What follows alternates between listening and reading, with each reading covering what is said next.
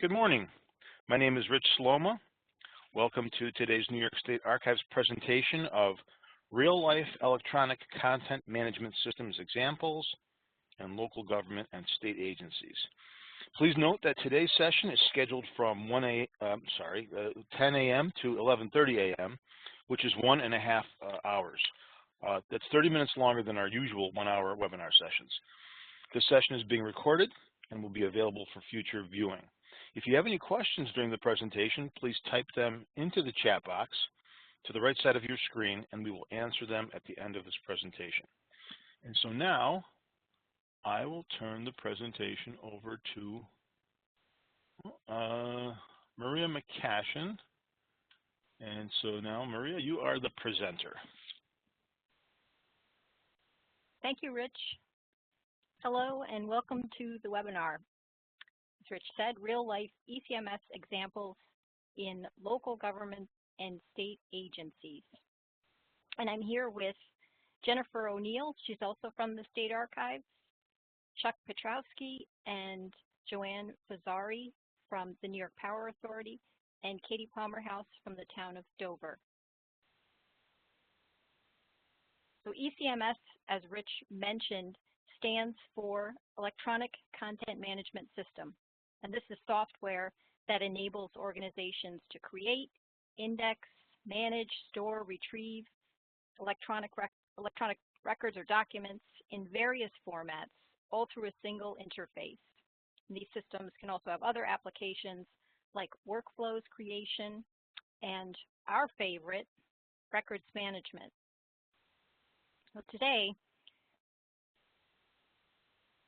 we are grateful to have 3 presenters, who I've just introduced, who kindly accepted our invitation to present on their organization's use of ECMS. Each presenter will present for about 20 minutes on content that includes scanning local government records and using ECMS to improve their access and management, scanning and preserving and managing large format records in a system, and also determining unique business needs and system requirements to help select the system. And then, as Rich mentioned, following the presentation, we will have time for questions. Again, as he said, please feel free to type your questions into the chat box during the presentation. And if you do submit a question, would you please send it to all participants so that everyone can see the question. So our first presenter is Katie Palmerhouse, and she is the Town of Dover Town Clerk. And in 2015, the town received a State Archives grant to implement an ECMS that Dover shares with 3 neighboring towns. Katie oversees the shared ECMS, which contains over 1 million files, and she assists her fellow clerks with project development and the collaboration's records clerks with scanning technical advice. So Katie, thank you for being here today. Let me pass you the controls so that you can begin.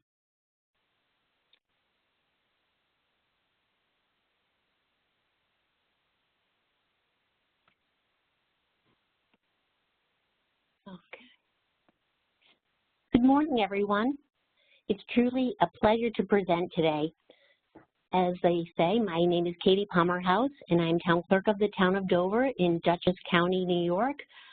In New York State, Town Clerks are the records management officers. I serve as coordinator of a ECMS with our 4 neighboring communities. Each community has its own repository and records folder structure. My goal this morning is to present ideas to help an RMO, a records management officer, in government, education, or other sectors to demystify considerations in developing an ECMS scanning project. My personal goal in my role as ECMS coordinator is to help my municipal colleagues and coworkers so that scanned records are optimally used, and an ECMS is not just a big electronic records cabinet, but to really help improve our access to records. So let's begin. To be honest, I love talking with colleagues about scanning records. However, I had to learn that not everyone loves thinking about how to develop a record scanning project like I do. I found at first when asking colleagues about what records they want to scan, it sometimes made them feel overwhelmed, and of course that wasn't my intention at all. So I had to approach things more scientifically, if you will, and first do some informal research with my colleagues about the types of records that would be most helpful for them to have in electronic format.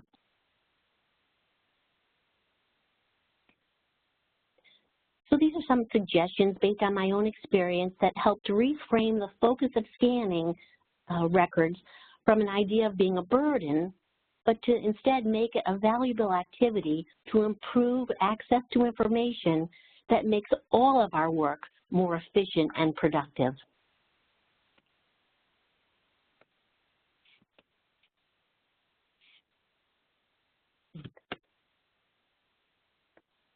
Sorry, I'm kind of stuck here trying to advance the slide.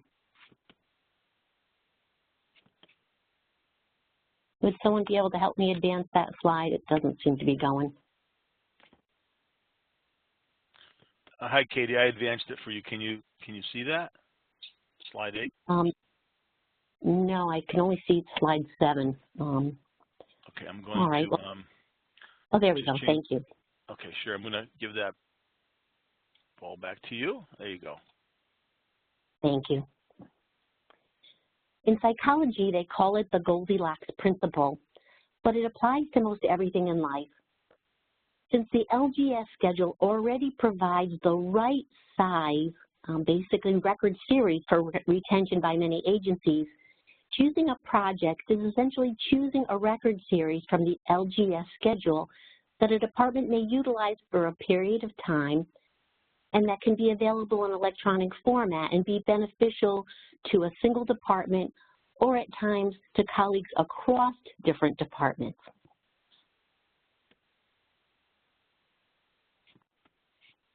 For some reason the slide's not moving. Could we just go to the next slide? Hi, Katie. Yes, what I'll do is I'm going to, I'll be your slide flipper. I'm not sure what's going on, but I think that'll be easier. So you just let me know, and then I'll advance the slides for you. Thank you, thank you.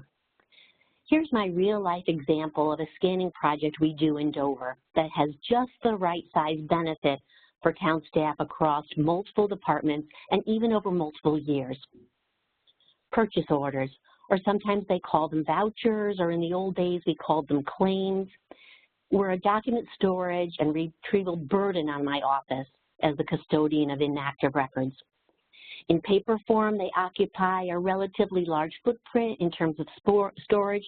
We use banker's boxes, and often a department needed to view a document and perhaps even just one single item on a purchase order, such as a check number, a vendor's name, a date of purchase, or quantity.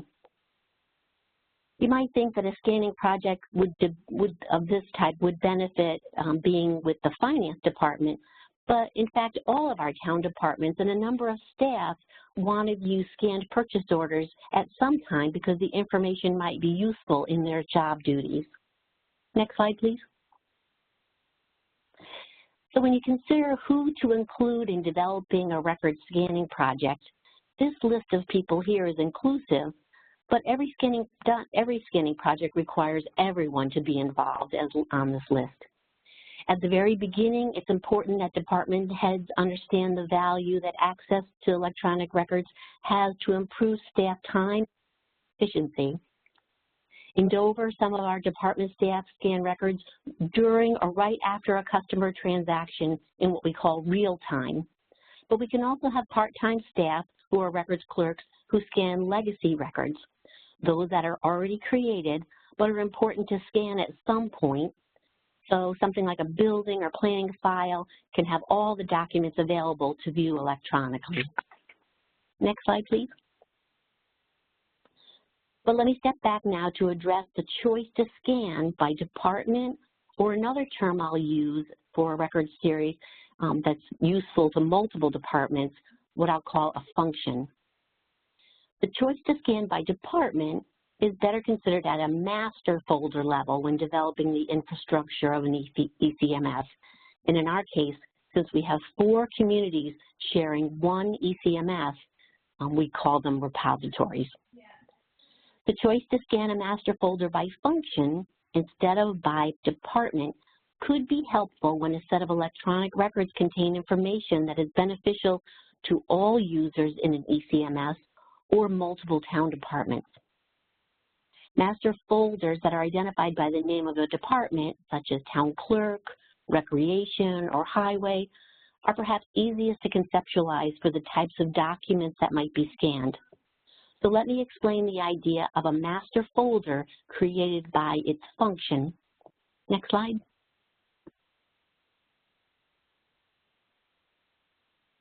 In Dover's repository of our shared ECMS, we have a master folder named Public Staff Access. This is an example of a master folder that contains records that multiple departments might need access to. Many of our master folders are created by departments with restricted access to only members of that specific department.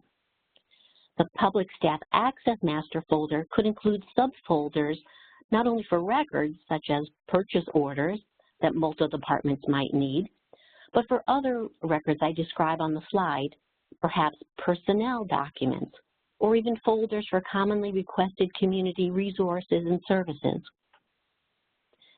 Let's go back to the purchase order as an example of a record series that we scan each month.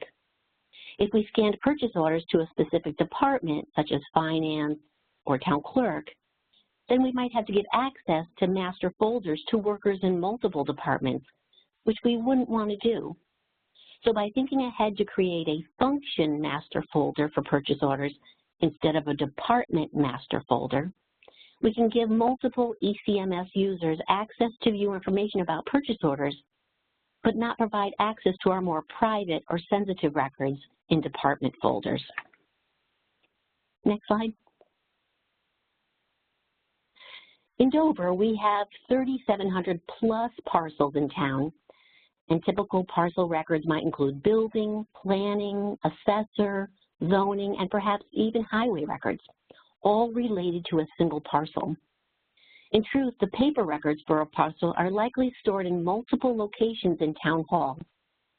So if I didn't have access to electronic records and had to consult every department for records to complete a parcel-related FOIL request, I would need to visit multiple departments and ask 4 or 5 colleagues to retrieve information from paper files.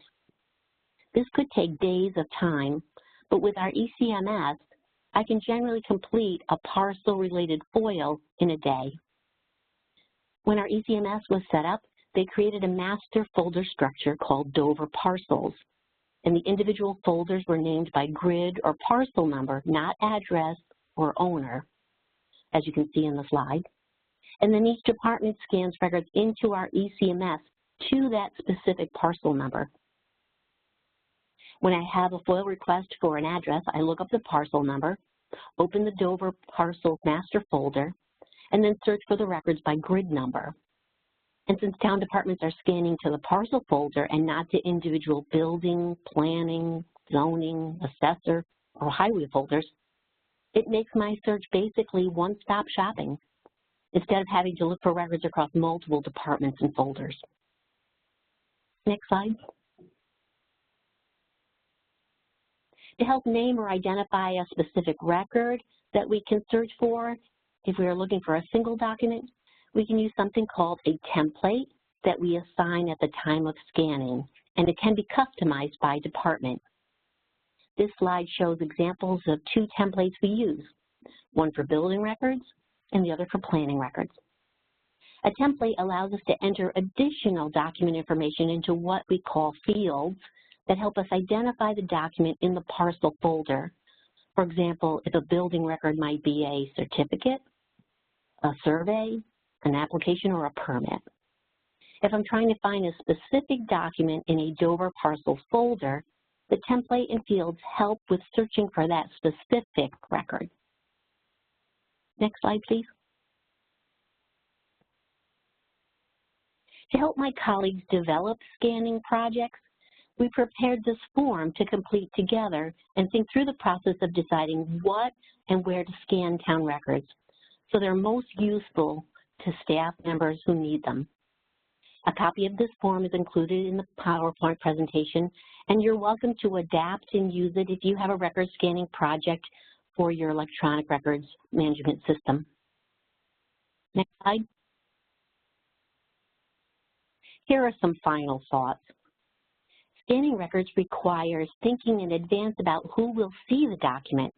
Dover's ECMS is not only used for town staff, but we also have a public portal where residents and the general public can view and search records, such as meeting minutes, current land use project applications, and some other public documents of interest.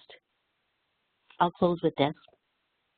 In the end, providing and protecting access to records as were required by the law and regulations is really a privilege and a covenant of trust with our constituents and the public. I hope this presentation may be helpful to you in your future work to fulfill that goal. Thank you.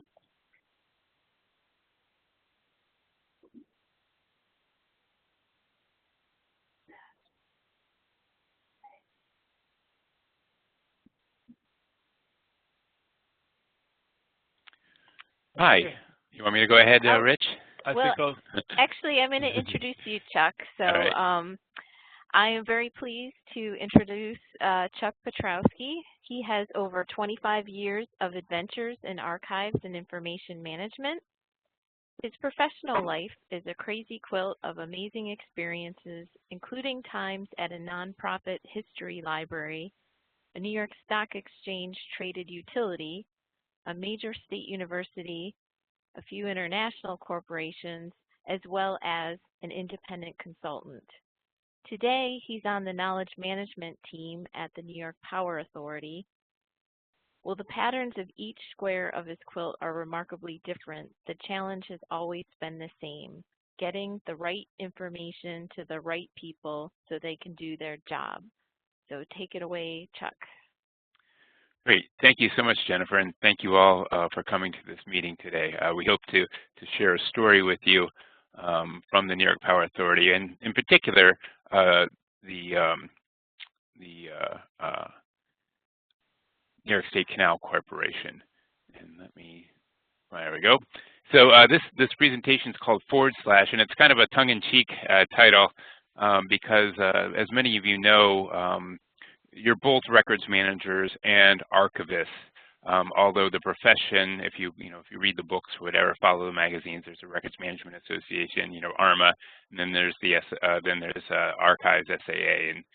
But really, the world we live in is a mix of both, and my guess is the world you all live in, and why you're watching this today is one of both records management / archives. And the story I'm going to tell today about the Canal Corporation is one of a story of a rescue, reclamation, and digital transformation, which is another word for scanning we're using these days, of essential materials documenting arguably this country's greatest civil engineering achievement. Before we jump into the story, we're going to start with a couple of definitions to level set. So the New York State Barge Canal, I'll use this term Barge Canal. It is what you see today, the Mohawk River running all the way over to Buffalo. It's been, it's celebrated its 100th anniversary. The State Museum had a wonderful exhibit on the Barge Canal as well as the Erie Canal. It is the descendant, the living descendant, if you will, of the original or old Erie Canal that is also celebrating its anniversary, but its 200th anniversary, and that's the famous Erie Canal of song and story. But the Barge Canal is something different. While it's related, it is a unique artifact, and that was constructed 1905 through 1918. Basically, Governor Teddy Roosevelt and the state itself decided it wanted to go big on cargo transportation, and the existing infrastructure for the Erie Canal, the old Erie Canal, just wasn't big enough. So they literally dug a trench, as you well know, throughout the state, what they call canalized the Mohawk River, and turned it into a transportation thoroughfare for the state of New York. Today, the New York State Canal Corporation, the canals, is actually a remarkably interesting resource in the state, and we're very lucky to have it. But in 2014, the system was listed as a National Historic District on the National Register of Historic Places in its entirety. So it's probably the longest thing in the National Register of Historic Places. And in 2016, it was designated as a National Historic Landmark. Today, it is essentially a 525-mile state park. Transportation is not the main use of the canalway anymore, or excuse me, cargo transportation. As you might know in your communities, if you're connected to the canals, there's a Herculean effort to turn the entire canal into a recreation way. And you see here this through this slide, the Erie Canal or the Barge Canal is connected through all of these organizations and continues to develop dynamically for the state of New York. So the challenge is since it's a living, breathing thing, and it's also on the historic landmark, the challenge that the Canal Corporation has, is to maintain its historicness, if you will, while keeping it relevant and useful. And some of you might have that challenge in your own communities. Another definition is the final estimate. Basically, I'm going to use the term final estimate, but these are the as-built drawings. At the end of every project, when they built the Barge Canal, there was a final estimate done. And what that was a reconciliation of how much money was spent and what was built. And these documents were put into these are large documents, 2 by 3 feet generally, and they were put into big bound volumes. And they date from about 1910 to 1965. So it's not just the original building of the Barge Canal, but it's also the maintenance contracts. You know, in the 1930s, under the New Deal, a lot of work was done on the canal. In the 1960s, again, a lot of work was done on the Barge Canal. And so these volumes contain that history of the original build, as well as of the continued maintenance. So we'll get into our story here. So one of the things that is very confusing if you're representing a state agency, the history of state agencies in New York is not linear. It's not very easy. We need to understand this administrative history to understand where the paper is coming from. So as you can see, the New York Power Authority inherited the New York State canals from the Thruway Authority, who inherited it from the Department of Transportation, who inherited it, if you will, from the Department of Public Works, going all the way back. So but the administration of the canals moves to various different departments. And as you can see in the, around, those numbers are a wee bit off there, but around 1876 to 1910, there's 4 different bodies within New York that have some say in how the canal was being operated. So the records for the canal were very distributed and widely scattered and very siloed, depending upon who was doing what and the purpose. So what happened was, along the canal, all of the offices, what are called residencies, kept everything because they couldn't rely upon, there was no central resource where they could go. There wasn't, a state archives or a centralized administrative headquarters where they could go and get the documentation they needed. And of course, the technology was a lot different. So it was much faster just to have your own copy on site. And so today we're dealing with multiple copies of the exact same drawings along the canal. The hard part, as you all might expect, is of all of the copies we have, which ones are the most up to date, which ones are tell the latest and greatest story. So it's very challenging, and it leads us really along the path of keeping everything. So we might have 5 copies or 10 copies of a design drawing for lock number 7 in Niskayuna, New York. And we're not getting rid of any of those because at this moment in time, we don't have the resources to go through each copy and determine which one's the most valid. And historically, there might be differences between those copies, so that might be of value to the engineers today. The other challenge that we've had is that, we'll call them enthusiasts, have cherry-picked items out of the residencies, out of the offices as they close down. So material that probably in a better world would have been sealed and transferred to the state archives as part of a records management program. A lot of that stuff might have been either taken home by employees or offered to local historical societies or pulled out of dumpsters by folks who are enthusiasts.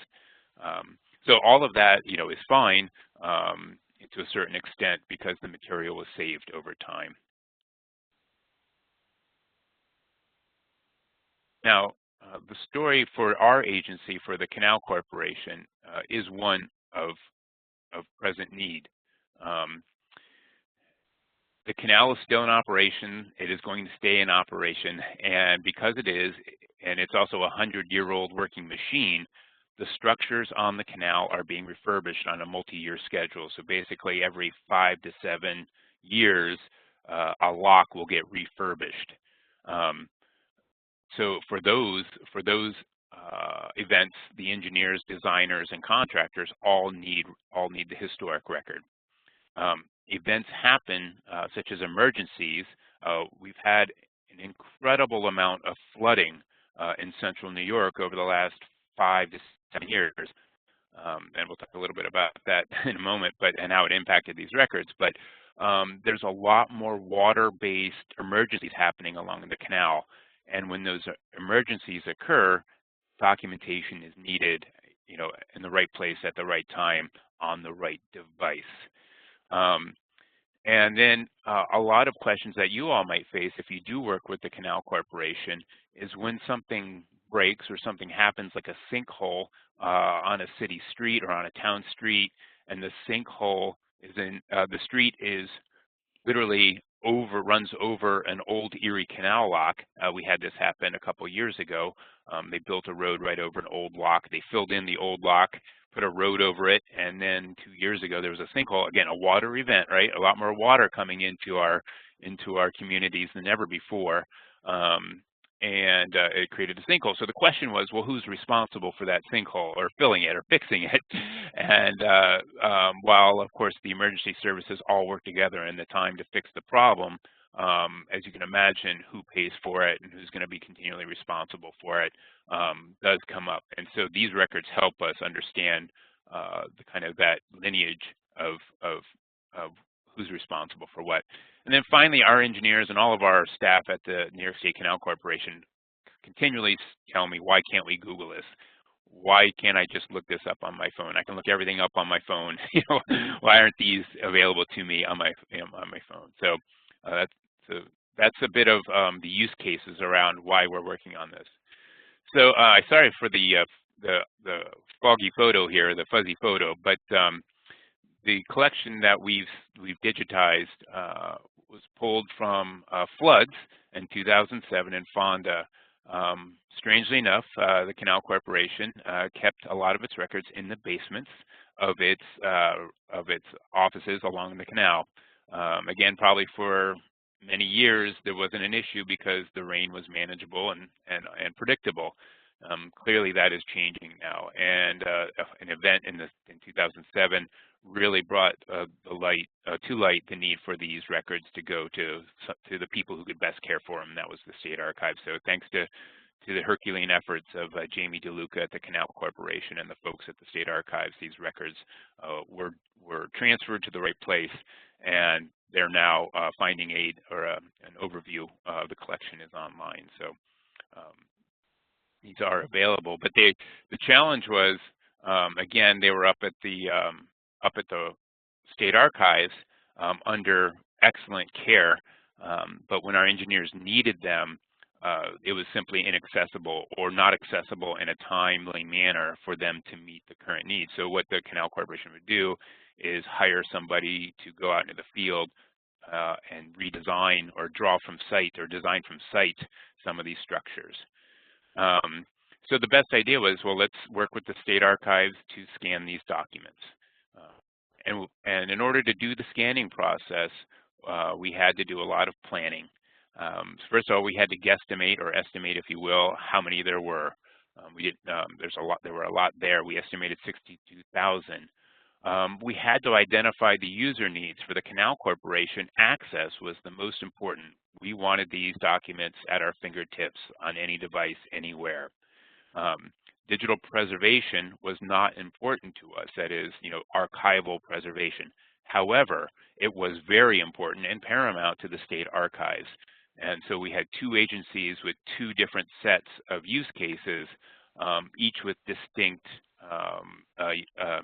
criteria. And then, of course, the other planning was that it had to be put into a budget, and most importantly, stay into a budget.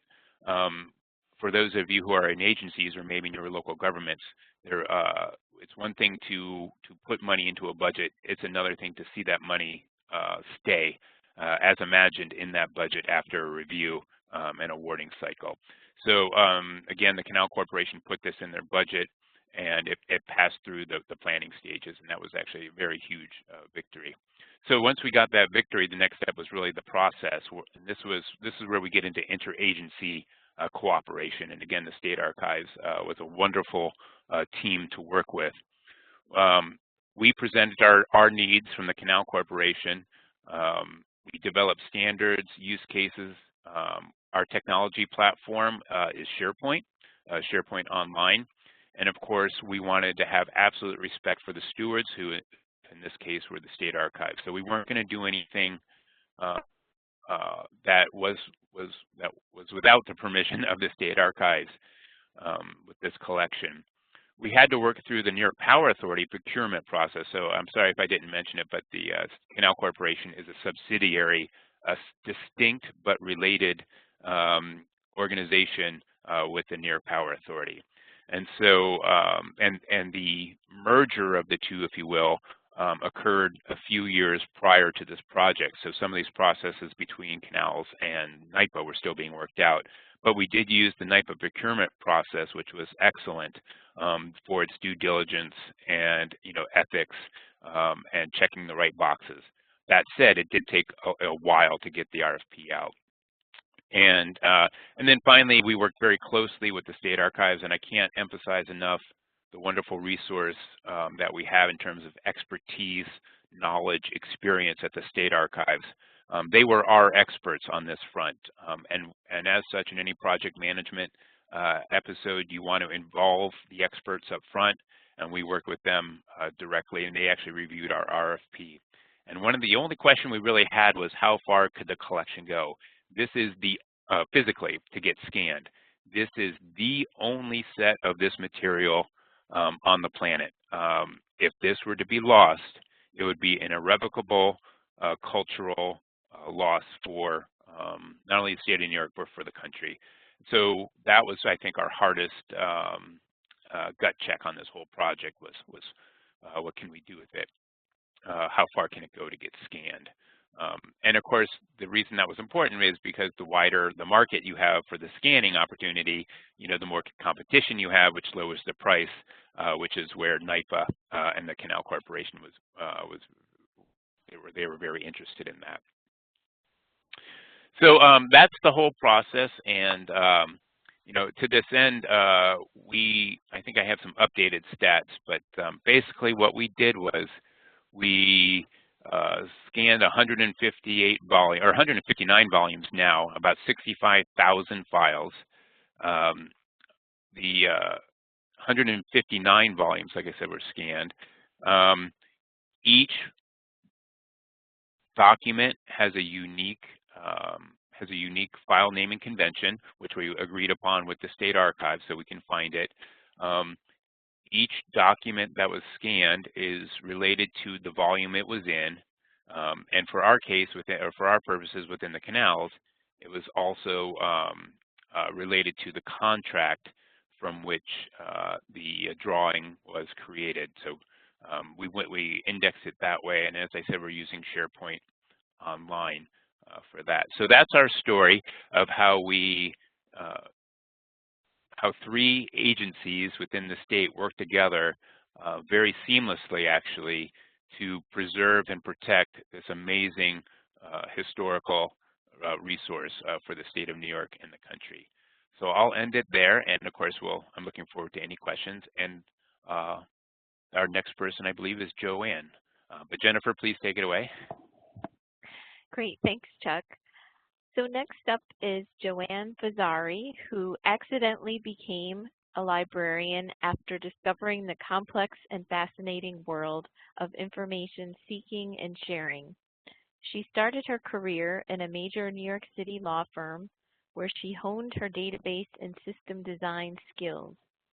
Eventually, she began working on records management systems, where she applied her library experience to enhance and enrich record systems to support knowledge sharing, compliance, and analytics. After 2 decades in the legal industry, Joanne joined the New York Power Authority, where she has been proud to support NYPA's mission by reducing risk through records management and compliance, and by supporting a wide variety of knowledge and information needs. So I turn it over to Joanne. Thank you for that lovely introduction.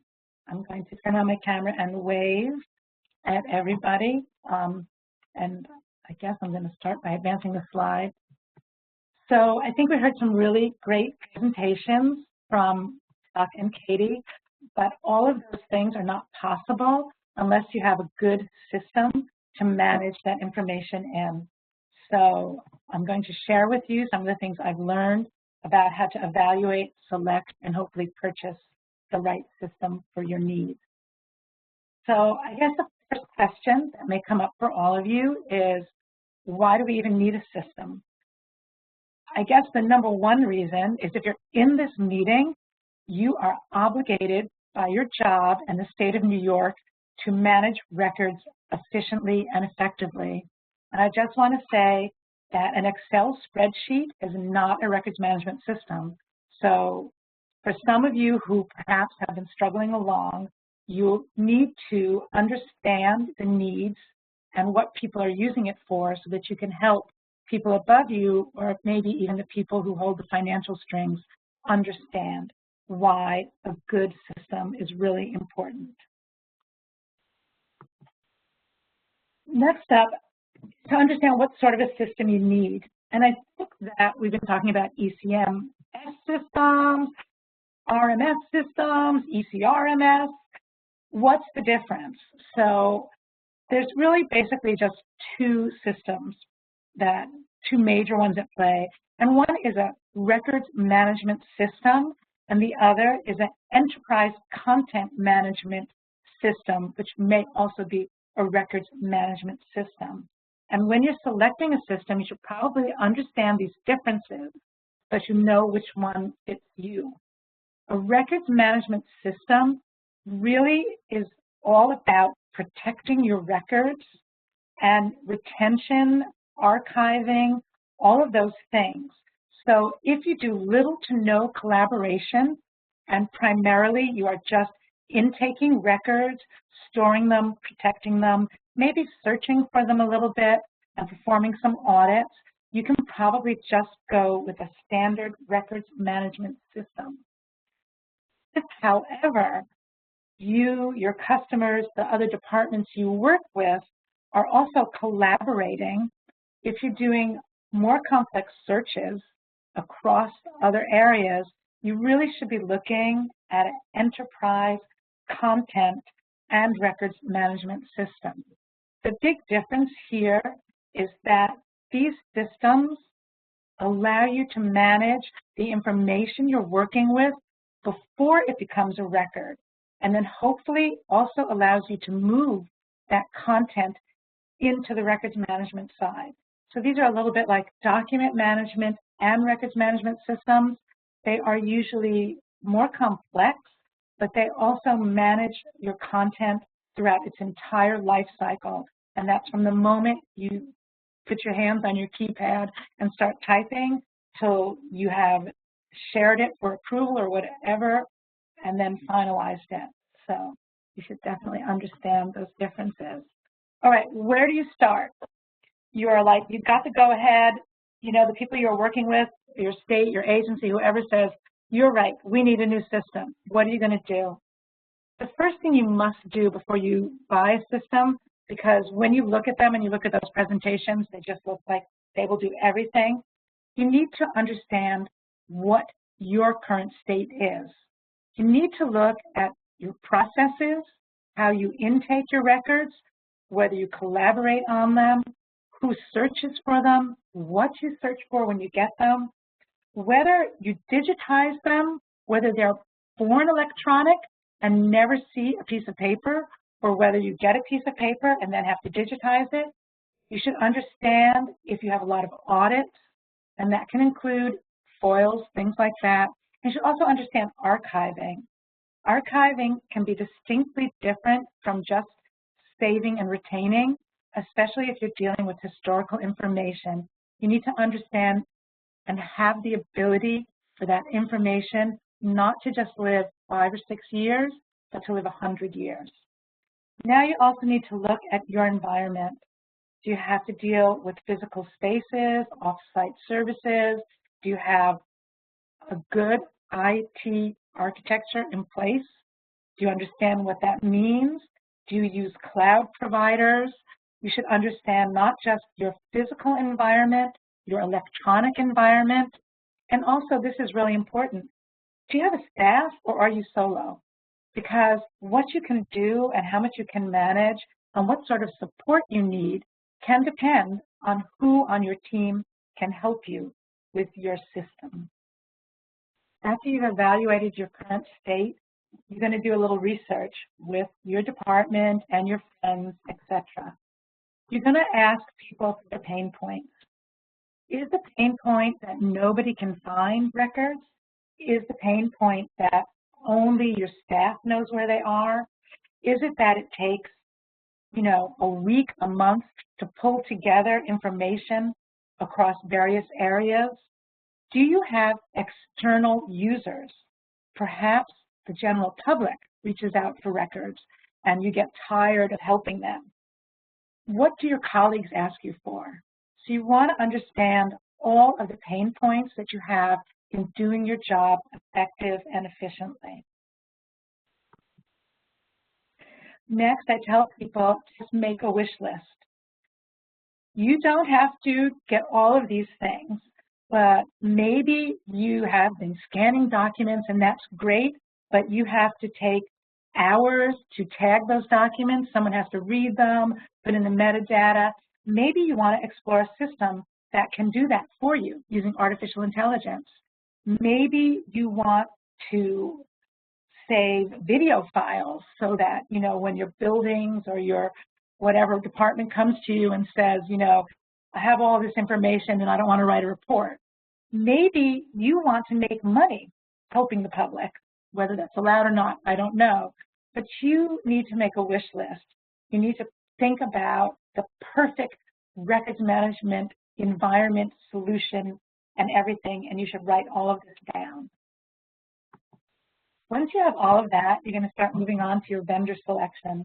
And there's a lot of different ways that you can do this. But what you need to do is you need to look for vendors with industry area expertise. I find that it's really important to understand who else is using that vendor and using that system. You want one that has integration capabilities, and you want to verify that they have a good support system.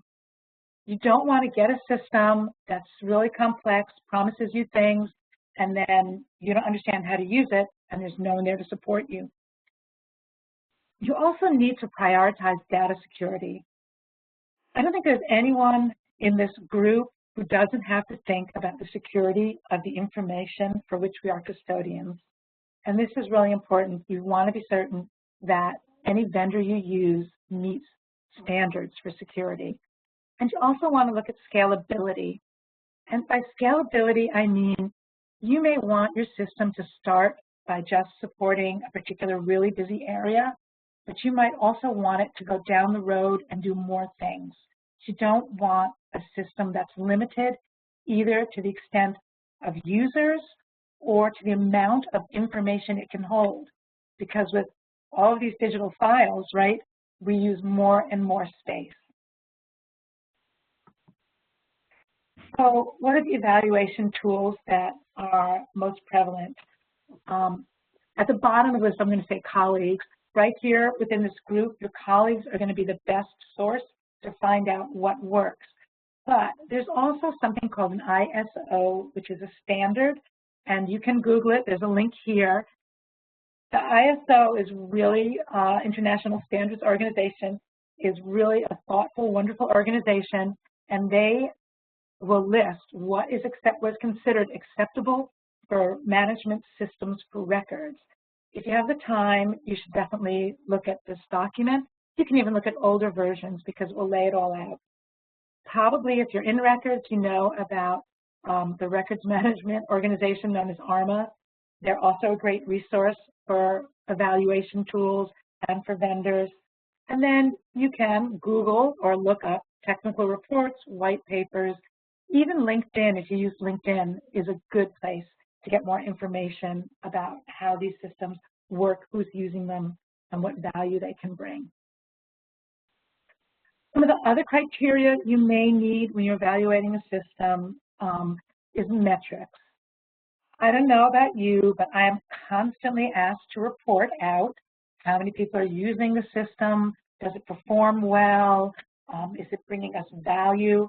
And so business intelligence for us is also something really, really important, meaning if I'm holding the records for an engineering project and someone else is doing an engineering project like it, they should be able to easily find those records so that they can use them as a starting point or really as a knowledge base for how to do their next job. This is when records are more than just records. They are, in fact, information, knowledge, library-like resources. Also, you need to look at your legal requirements. Because we are a utility, we have a large amount of reporting requirements. FERC, NERC, you name it, alphabet soup. And so your records need to fit and match what is required for those agencies, because otherwise you can be fined, and some of these fines are really large. So you want to be certain that the system will support any legal requirements your engineers or the people who work with you need to do their job. Audits are also big, whether they're coming from New York State or within your own agency. So you want to be sure that you have an audit trail and that you're able to produce documents for audits. And then I know Katie talked about FOILs, and FOILs are big for us as well. FOILs are time, they have a time limit, and you want to be able to at least say that you can find these things, it will be easy, it will be large.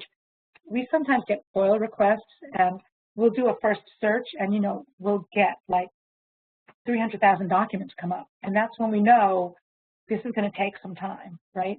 So you need to think about this criteria when you're looking for a system and make certain it will support these. Now you have to pull it all together. So a really good records and content management system will support your business users. Those are your end users. For some of you, it may be the public. For others, it may be interagency departments. Whatever it is, if the system doesn't support the business units, they won't use it, they won't comply, and they won't want to turn over records. You also really need to look at technology. Technology changes rapidly, and you need to make certain that you have the technology in place and that your system has the right level of technology to work and support what you do. Risk and compliance, this is really important and also really fascinating, and there's so many ways that your system can support this. One of the things I did, I'll talk about it later, but I'll talk about why, if you think this through, your records management, content management system can be so much more than just a repository. You have to look at all the legal ramifications to what you do, whether you can mark records for litigation holds, whether they're foils, etc., protect them. You need to check the security, and you need to check that there are proper privacy controls in place. All right, bidding. I don't know about you, but again, I work for New York State Agency. Chuck talked a little bit about procurement processes and bidding. You just don't go out and say, I think I found the perfect system, and ask to buy it. You have to craft an RFP. And when you craft this RFP, you need to look at all of those lists you made, and you need to put in information that you want in a system and that will allow it to grow. While you are crafting your RFP, you should also be creating like a little scorecard. I always do that. As I go through my RFP, I'll say I want my system to do this, that, all these other things. I'll make a scorecard so that when the bids come back, I can pretty seamlessly make sure that all of the respondents have answered all the questions I put out. Things to look for or things to ask for in your RFP, whether or not system upgrades are included. All of these systems, the initial cost of licensing is one thing, but you're going to have maintenance costs that is going to continue on for quite a while, and you want to be certain that every time the system is upgraded, you're not paying extra fees. You also need to know if you're going to have to pay to do enhancements or enrichments to the system and any other unique needs you have, because you want to get the full picture of the costs that will come to bear for the system. Okay, implementation, if I have not already said this, implementation is the big bucket cash cow side of all of this. When you implement a system, again, you are not doing it alone, and you will be working with IT. And I love our IT department. I work with them all the time. I have a great relationship with them, and it's complex. Everything they do for us at NYPA involves many, many different areas of IT. Information architecture, cybersecurity, app development, project management. I could go on and on.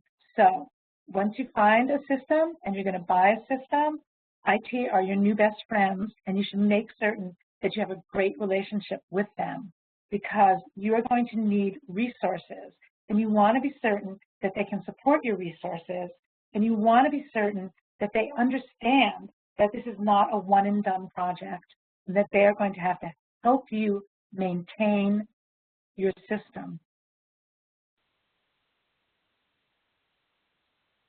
Go live. After you install it or implement it, going live is also a really big thing.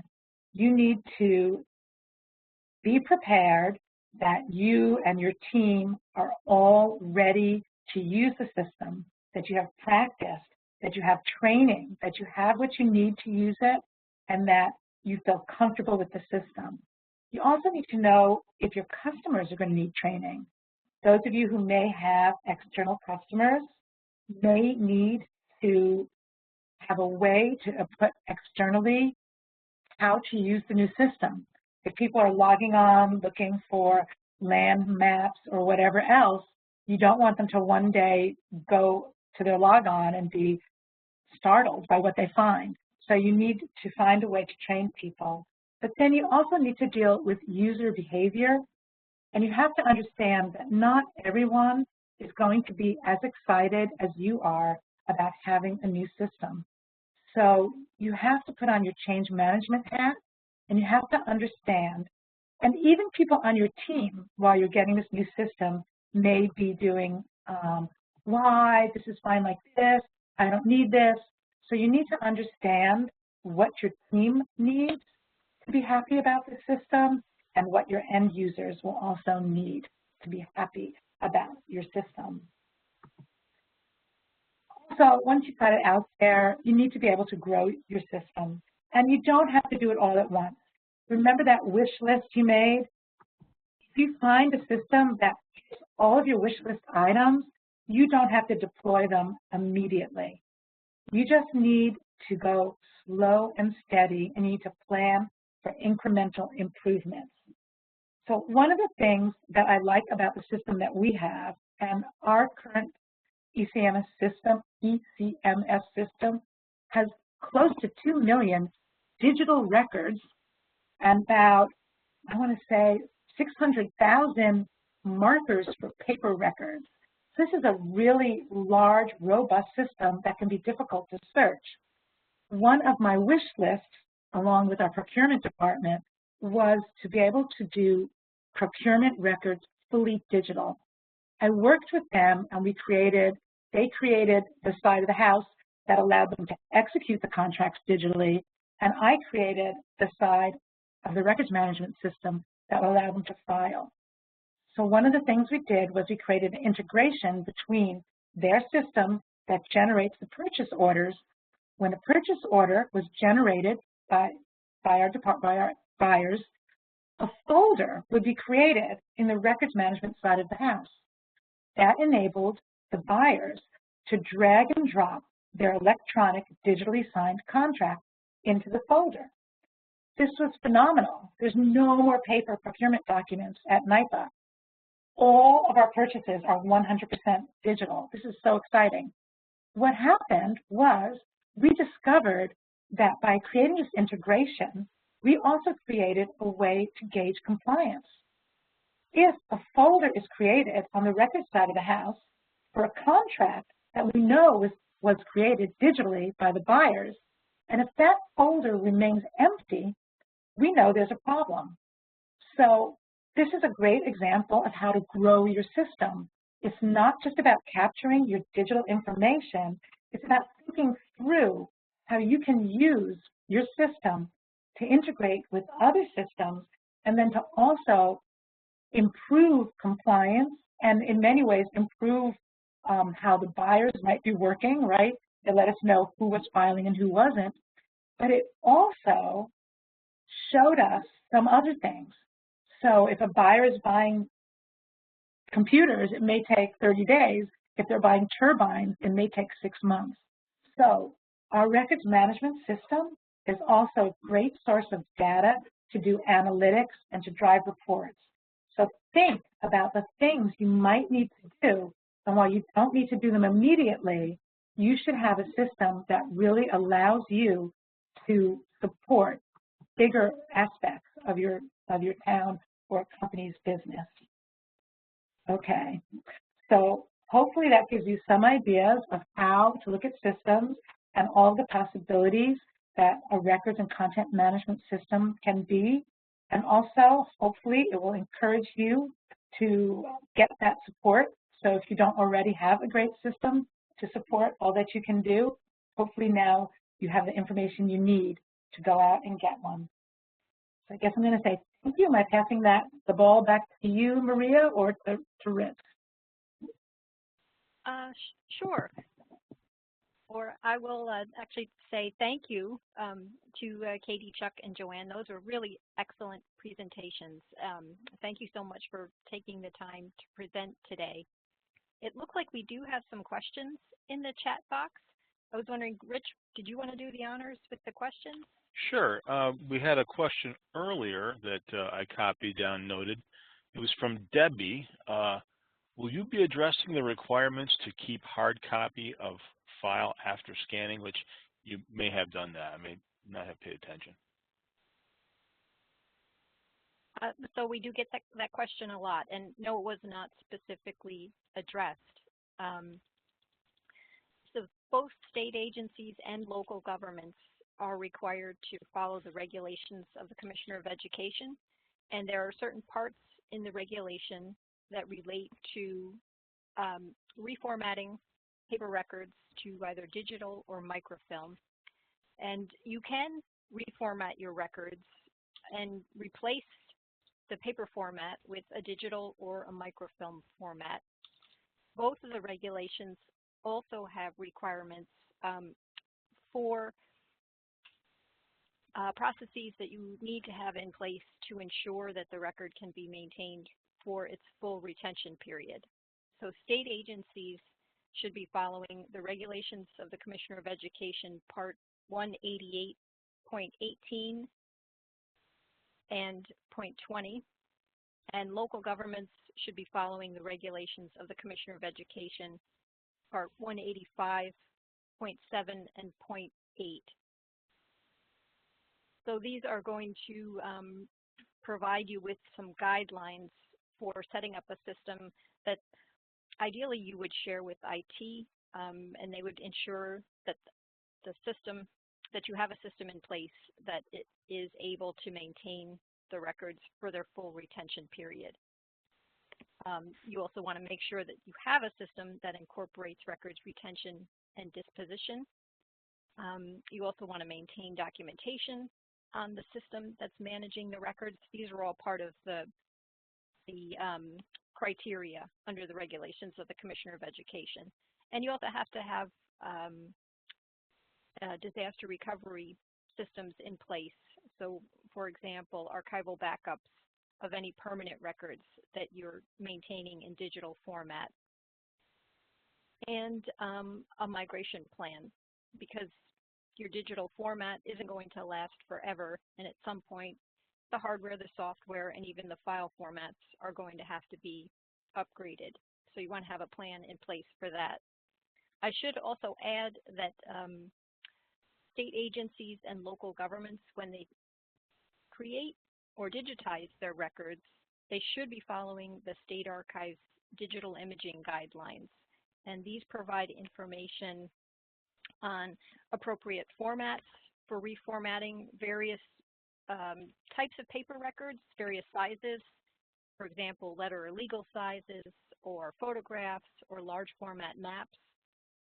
The guidelines give you information on appropriate formats, appropriate resolution, compression, standards, things like that. So you want to be aware of and follow the State Archives digital imaging guidelines as well. Jennifer, do you want to add anything to that?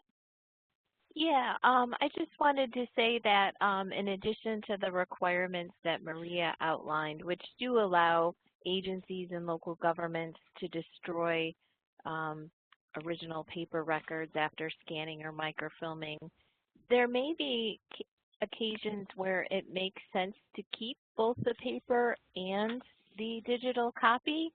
So Chuck provided a great example of this.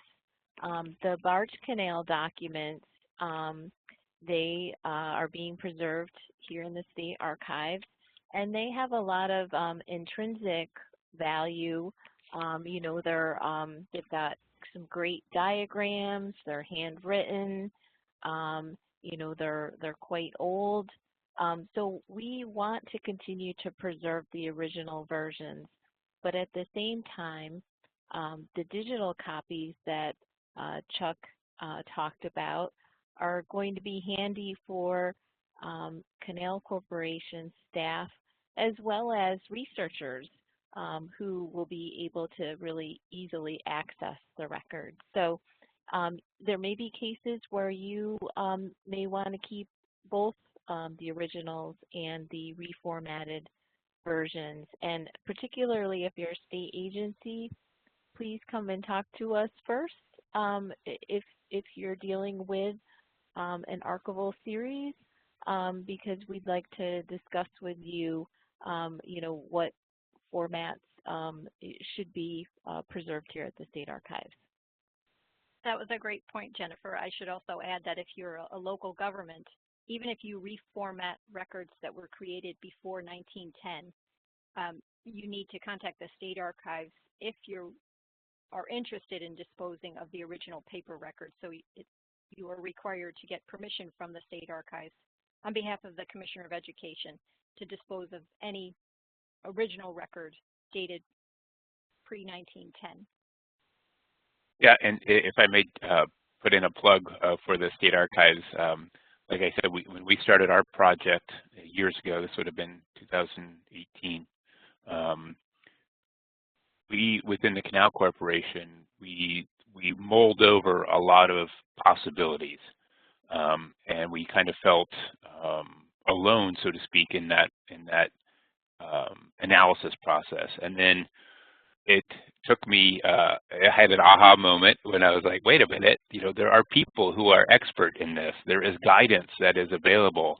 There is, resources that we can follow. And as soon as we made that jump to pick up the phone and call Jennifer and the team at the State Archives, a lot of that weight of what to do, how to do it, the technical details, the the details that we just didn't have time to research and analyze, or or we didn't have the knowledge. As soon as we reached out to the State Archives and we started, like I said, involving them as our subject matter experts on this, a lot of that burden fell off of our shoulders, noting that we could just trust the guidance going forward. And we literally took the standards that were published and available on the web, cut and pasted those into our RFP. I mean, we had to modify it a little bit to fit the system, but we did, and because we felt like if it was good enough for the State Archives, it was definitely good enough for us, and we just had a few tweaks we had to make because we wanted JPEGs, for easy access or quick access because they're smaller files. But other than that, that was it. So, like I said, it was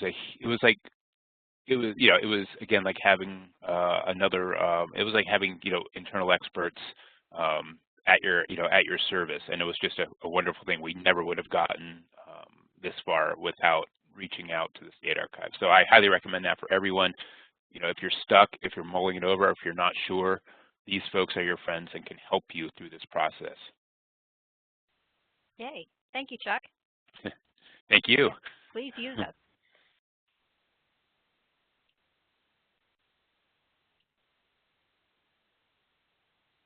Rich, did we have other questions? Yes, we sure do, Maria. There's a question here from Samar. He just said, excellent and extremely informative presentation. Please, more like this. So that was just a nice comment. We have Maria sent a question. When going electronic, who should be in charge of destruction and maintaining records in the system, since the records management department is in charge of paper records currently?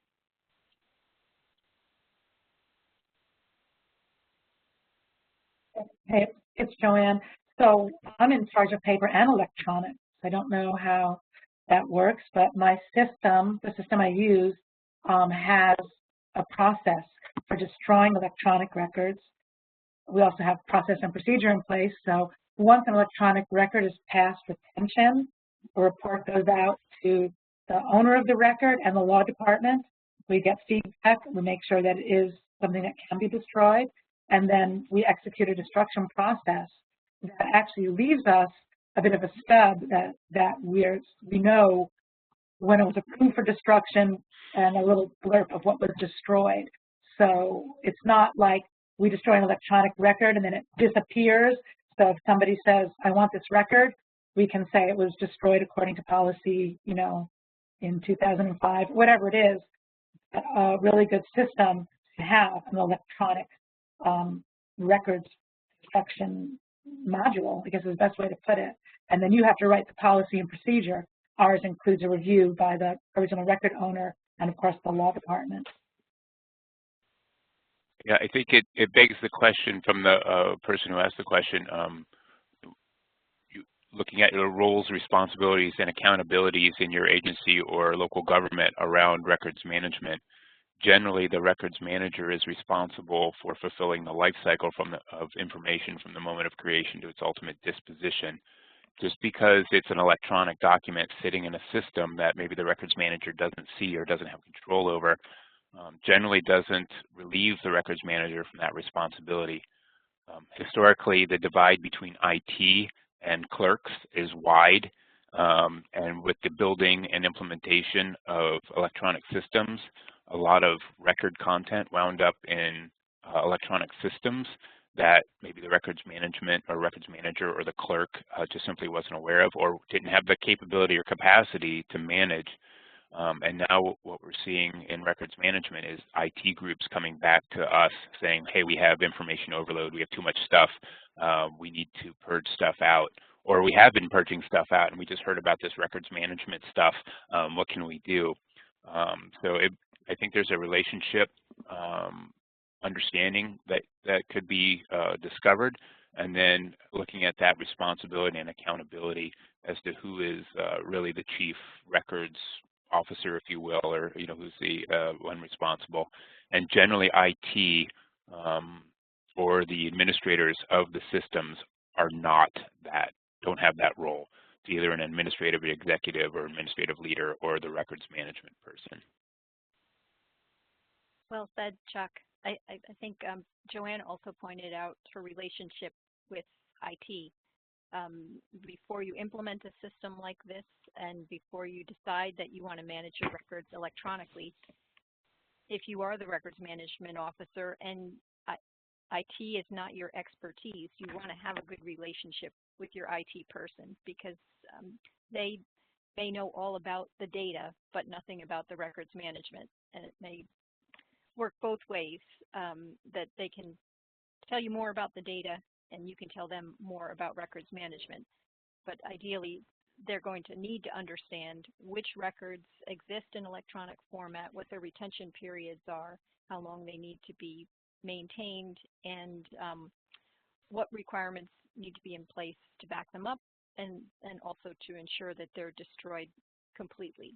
So it's got to be a team effort. Right. I'll just add that our IT system department is so good that if they find a large collection of electronic information, whether it's in SharePoint or on a drive, they will not destroy it without contacting me. I guess I've trained them well. They know that it could look bad, right? NIPA destroys millions of records, so they have kind of pretty much understand, and you should try to have that relationship with them. Yeah, I've also heard that, most content management systems that I've heard about have reporting features that enable you to identify which records can be disposed of, and then put a process in place for getting approvals for disposing of the electronic records, and then Correct. reporting out what's been disposed of. Correct. You can implement a system within a content management system, and that might be something to put on your wish list when you're looking for a system. That's right. Any information that lies outside of that system, even SharePoint, has a compliance center. It's just a matter of IT, recognizing that they need to be careful. And I think our IT group is great that way. Yeah. And follow up on Joanne's point, SharePoint Online, and I don't know how popular that is amongst local governments and agencies, but what's happening in that world. So anybody who had SharePoint or who works on Office now is probably working in the cloud. And what is happening, there's Microsoft has what's called a compliance center, and within that is a records management dashboard and an information governance dashboard, an e-discovery dashboard, and what they call data loss prevention, which is your classic IT security. So what is happening, IT departments are seeing this dashboard and they see the words records management and information governance in their world, and this is surprising to them, and they're beginning to, when they see this in their world, especially the security people, either they just jump on it and start trying to be records managers because that's, they see all of this work within their security profile. But now what we're also seeing is that they're reaching out to folks like Joanne and probably the clerks and other folks, your classic records management people, saying, we now have this capability within our system, please help us. So, if you haven't heard from your IT, or if you're using Microsoft 365, that is something for the records management people to be very aware of, that there is that capability. And you might be asked, or those IT folks who maybe you've been separate from for all these years might be coming to you asking either what is this or why is this, or please take this from us. We've been seeing a lot of that too within the records management world. It's a coming together now of IT and records management again. Chuck, does NIPA use the SharePoint Compliance Center? So at this point, NIPA and the Canal Corporation do not use Compliance Center.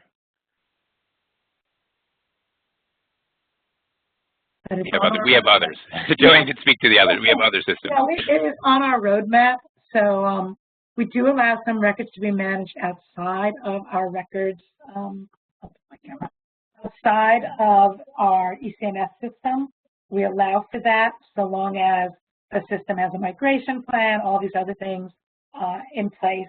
But the SharePoint Online is new, and we're working. I have a project right now basically called Enterprise Content Management, where we're looking at how everybody works, where they store their documents. We're helping them create workflows that will send documents straight to records, and we're helping them to not leave behind records in the team's SharePoint environment. If we decide it's okay to leave them behind, we're going to engage Compliance Center. But right now, our thought is no record that has anything longer than a 3-year retention should stay in the SharePoint/Teams environment. And so we are working with something called an API that will move them out of Teams or SharePoint Online into Content Server. So there's a bunch of things going on in the background, and we hope to learn more about Compliance Center. We are using the data loss aspect of that, so people don't accidentally send to the cloud information like Social Security numbers and HIPAA-protected information. So that is also a really, I should rephrase that, so they don't accidentally share from the cloud any of that information. So there's a lot. It's huge, and we do have a pretty big and robust IT department, and I don't know that that's always the case for everyone else. Yeah. And it may be a topic for another meeting, but you know, the commitment that such, you know, organizations like NYPA have made in existing records management systems. This SharePoint Online or Microsoft 365 now has these new features, if you will. So the question for any organization is, do I get out of what I've been using safely and trustfully for a generation and go into this new environment? And that's where a lot of organizations, a lot of state agencies are there right now, just trying to figure out, can I leave my existing system, and if so, what am I getting into, and then how much does that cost? And we might find that it's cheaper just to stay put with an existing system than it is to leverage it. So these are all questions I think this, New York State agencies and governments are grappling with right now, and we're still trying to figure out the full functionality, if you will, of Microsoft 365 Compliance Center for government. That's called GCC, and there's multiple levels. So anyway, it's a conversation probably for another meeting. It's a remarkable opportunity, but at the same time, it's fraught with a lot of risk. Yeah. Rich, do we have other questions? Yes, Maria. Got a few more here. Aaron asked, would you suggest organizing your paper records that is both active and inactive before you tackle RMS or ECMS?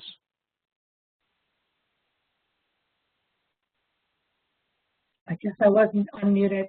Yeah, so yes, you should really organize what you have, your current environment, your current content, and you should, I know there's different retention schedules, you should have a good understanding of what retention schedule governs you, and you should also understand your use cases.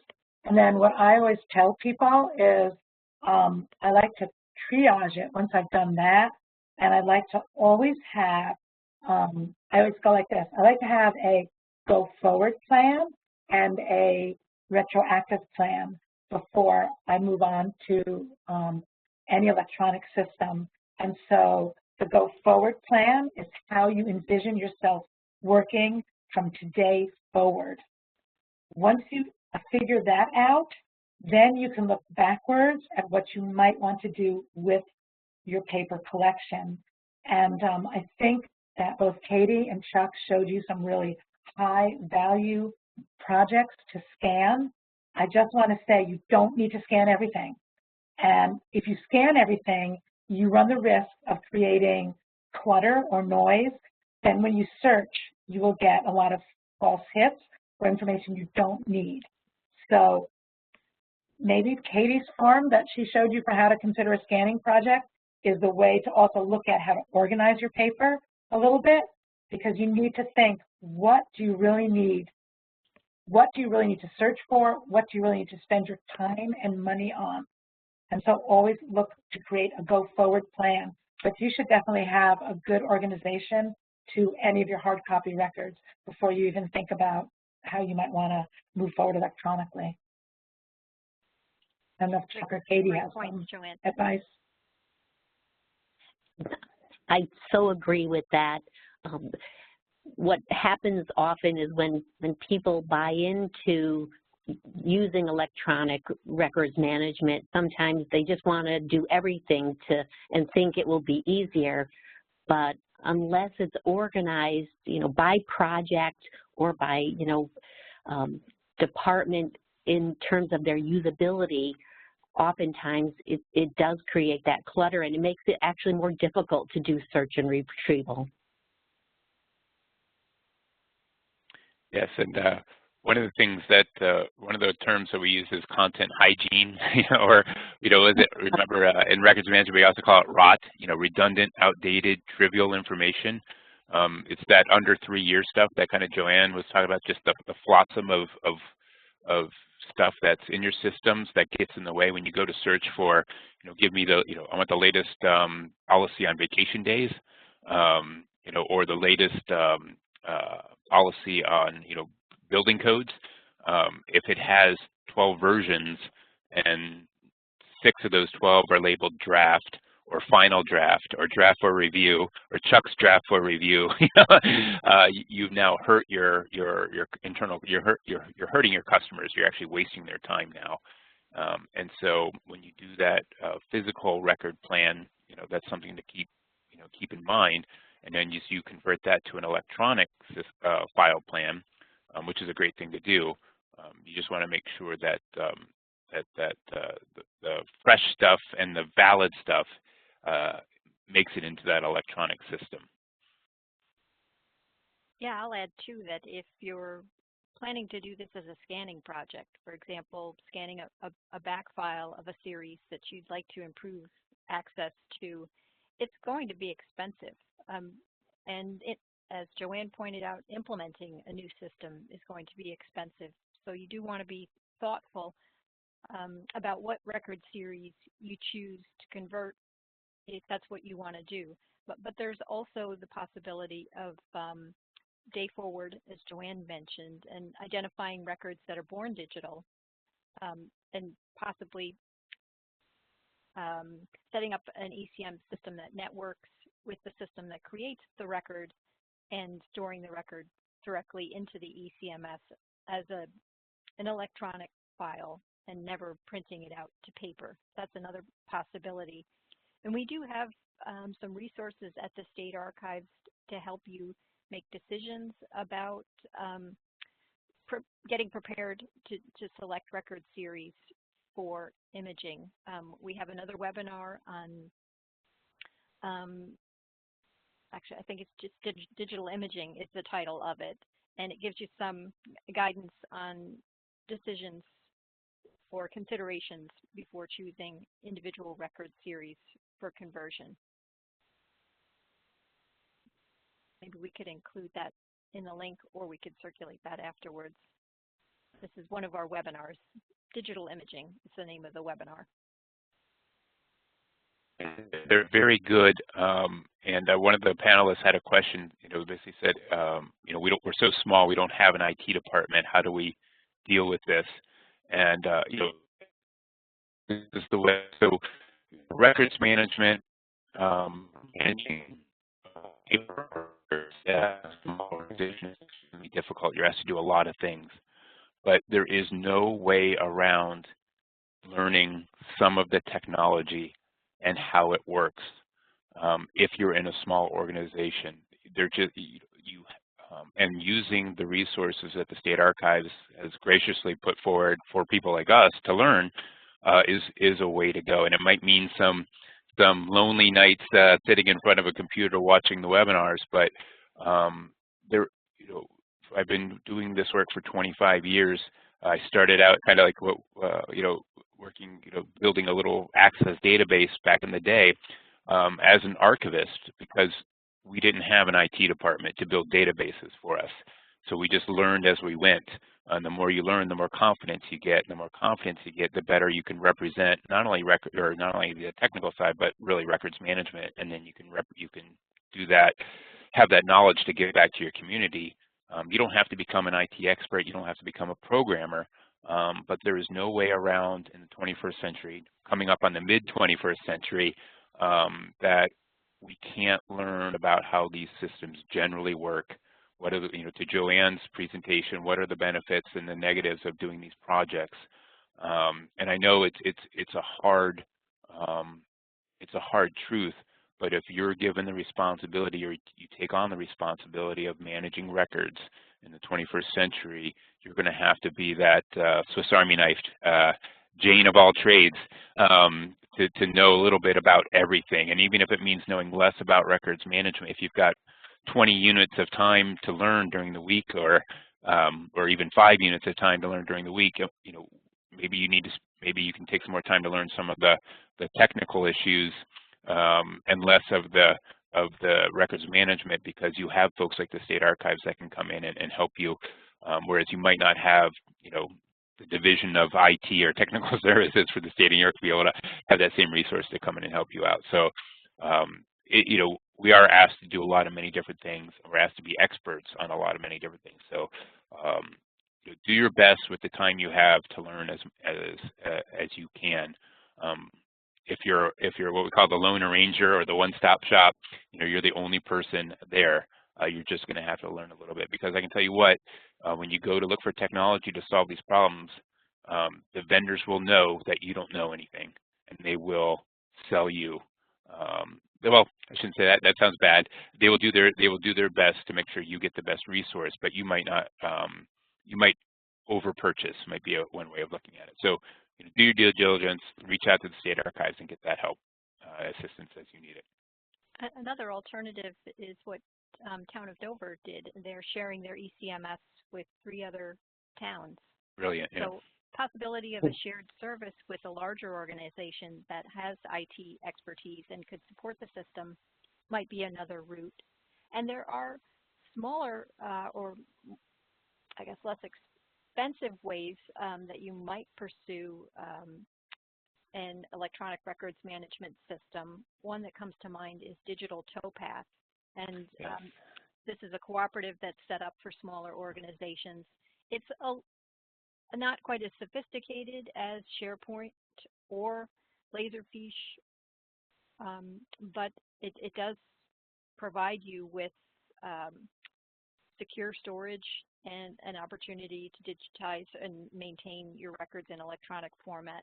It has interfaces for administrative use and also a public interface, so that you can make some of your public records that are accessible. You can make some of your records accessible to the public, which can also reduce the need to retrieve them if you're getting a lot of requests.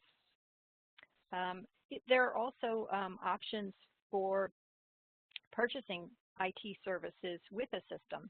So software application, purchasing software as a service, and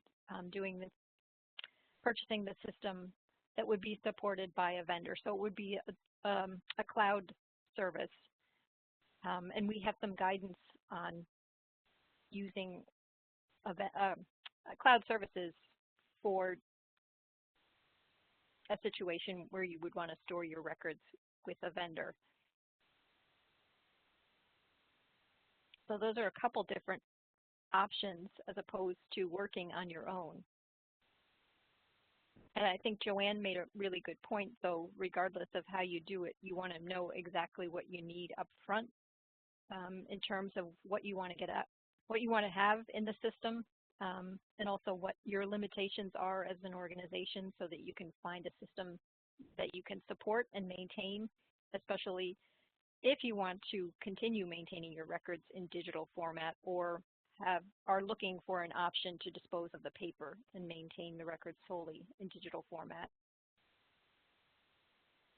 And just one more point. I think also there is the Association of Records Managers and Administrators, ARMA, has at least 2 chapters here in the state of New York. There's an upstate chapter and a city chapter down in New York City. And to be honest, this is how I've learned the most, as Joanne pointed out, this is how I've learned the most about practically applying this trade, in the smallest of shops, was through reaching out to colleagues and attending those meetings. So if you have the resources, joining that organization is very helpful. Yeah. I just want to add about cloud systems, because I have a library cloud system. You need to read those contracts carefully, make sure, I understand that you own the content in the cloud, and if you do go to a cloud system, you want to be able to get your information out of the cloud system either for free or very low cost. Sometimes they will, I don't want to call it, hold your information hostage. So cloud systems are great, and they can be very, very secure, but you really need to read that contract really well to understand if you need to move to a new cloud system that you can extract your information and get it to wherever it needs to go. So that is a good resource. But I also like the idea of what I call rabble rousing, which is to reach out to everyone around you and make your own consortium and get a bunch of people together. There's more power in a group. I know our town used to use the school district's IT department because many school districts have to have, in this day and age, a more robust IT department. So there's lots of ways around it. And cloud systems are good, but just do your homework because you don't want to find yourself suddenly with a big dollar figure to get your information where you want it to go. Oh, great points, Joanne. I included a link to our using a data storage vendor which lists criteria to consider in a contract with using a third-party vendor.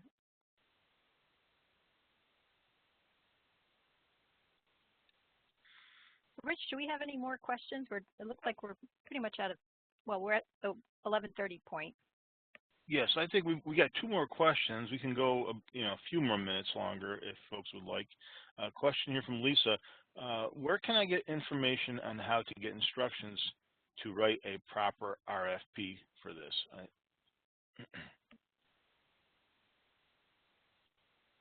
Wow, I go to my procurement department. I don't know if you have something at the state archives, but I've been doing this for so long, I'm not sure I can tell you where to find instructions. There are, you can actually, there are probably library books about how to write them. But if you take that ISO standard and you just roll through it, it will list all of the important factors in what you need. Our RFPs always tell a little bit about the power authority, tell the general scope of the project and what we're looking for. And then we kind of have what I would call the requirements or the statement of work. And we list, we want a system that does X, Y, Z. We just list it out continually. I don't know if you at the archives have some additional information that can be helpful for that. We do have some resources on guidance for purchasing a records management system. Yeah. And I'm going to say something horrible. You could spoil some places and ask to see examples of their RFPs. Yes. Well, I was going to say Google because having been there, done that. This was before my time at NIPA, obviously, but yeah, there's a lot of public RFPs out there.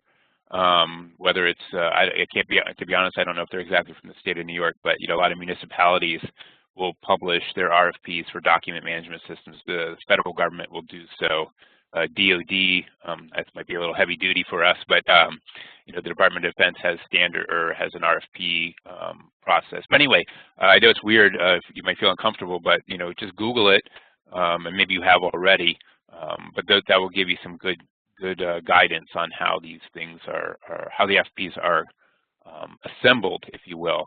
Like I said, we just took the criteria that Maria was talking about, and we added it to a section of our RFP, which was, I think simply requirements. I don't remember exactly. There was, like Joanne said, there was a lot of legalese before and after that was important. And if you're worried about that, obviously contact your local lawyer or your agency or government lawyer to make sure that that's okay. You don't want to cut and paste legal stuff. But I was able to just, again, use the resources, State Archives, and bake that in as requirements. And then, like Joanne said, it became our checklist when the proposals came in. So, yeah. I also forgot to mention the contract reporter, because our procurement puts all their bids to the contract reporter. So if you have the time, you can roll through that and see if anyone has bid for any system, not just the records management system, and see if you can see what their bid looks like. And that will give you some clues. How could I forget that? And that's open to everyone, that's free and open to everybody. So yeah, take a look there. Yeah, Jennifer included the digital imaging guidelines in the chat box. If you're reformatting records, these would be requirements for local governments or state agencies. So those would be part of your RFP if you're converting records. For a system itself, you could also meet with staff at the State Archives, your regional advisory officer if you're a local government, or state agency services if you're a state agency, and we can talk to you about information. Well, we can talk to you about the system, your organization, and possibly help you set up a list of system requirements. Work with you to set up, to give you some information on what you might need to include in your RFP. We also, if it's a scanning project that you're doing, we have a publication which includes content about working with a vendor and setting up an RFP for vendors, and a sample contract and a sample specifications for imaging. I should include that. That's publication 77.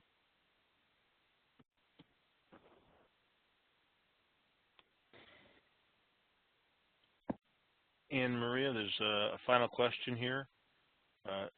When destroying the paper after imaging in-house, the imaging guidelines should be followed for everything being imaged, correct? I'm not sure what they're asking, but I'm thinking that it has to do with verifying that all of the paper has been scanned and readable and everything has been scanned. So if you are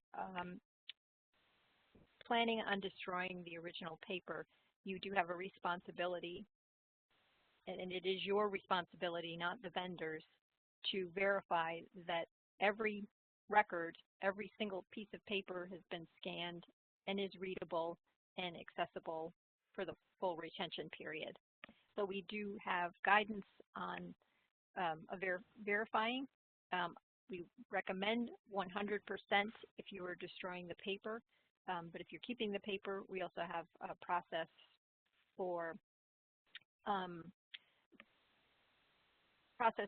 doing a percentage of verifying a percentage of the records, or we have a process for verification that is not 100%.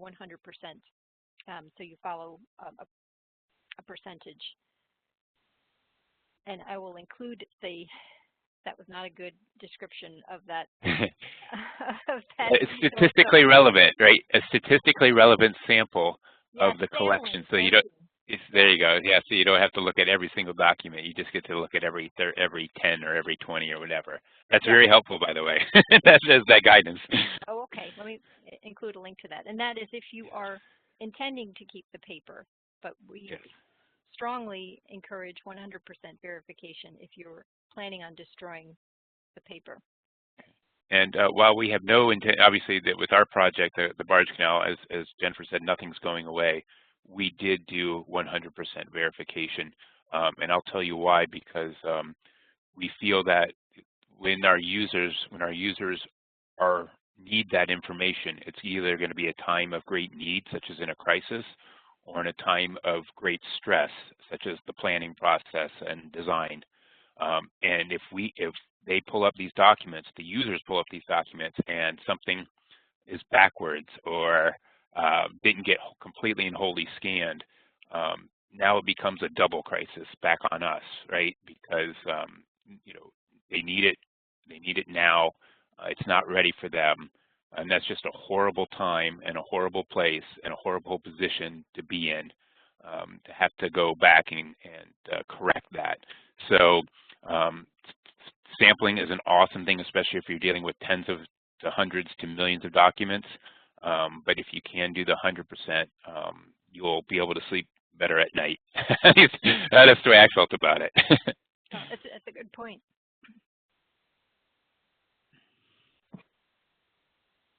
And I was going to mention, Maria, we're 11:40. So, and that's it for the questions. Okay, I think we should end then. Thank you very much, Chuck and Joanne and Katie, for presenting, and thanks everyone for coming to the webinar. Thank you for having us. Yeah, thank you for having us. Thank you.